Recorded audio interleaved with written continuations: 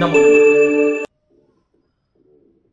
आज का जो हमारा विषय है वह विषय बहुत गंभीर भी है और इसके विषय में अनेक चर्चाएं भी होती हैं। प्रतिदिन हमें यह सुनने को भी मिलता है और विषय है कर्म।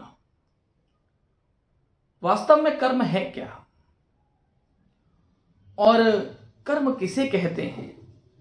कर्म की सही परिभाषा है क्या वास्तव में? तो यदि हम जनसाधारण की दृष्टि से देखें, हम जो कर्म करते हैं अर्थात हमारा जो कर्तव्य है, हमारी जो ड्यूटीज हैं, वही कर्म है। जिस कार्य को करने से किसी को हानि नहीं होती, किसी भी प्रकार की हिंसा नहीं होती, वह उचित कर्म कहलाता है। और अपने कर्तव्यों का सही से निर्वहन करना कर्म है। और आज जिस श्लोक पर हम चर्चा करेंगे वही कर्म के ऊपर है।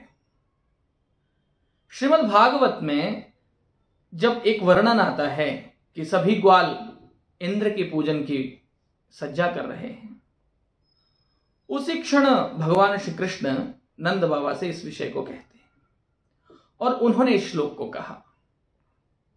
श्लोक इस प्रकार से है,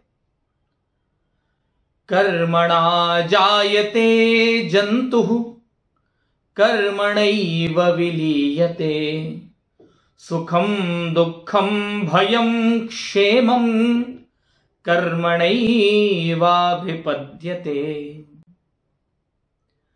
भगवान श्री कृष्ण ने कहा कि इस संसार में जो भी जंतु है, जिनका जन्म होता है, वह कर्म से ही होता है। अर्थात जब दो गृहस्थ अपने गृहस्थ धर्म का अच्छे से पालन करते हैं, अपने कर्तव्यों का अच्छे से निर्वहन करते हैं, तभी सृष्टि उत्पन्न होती है।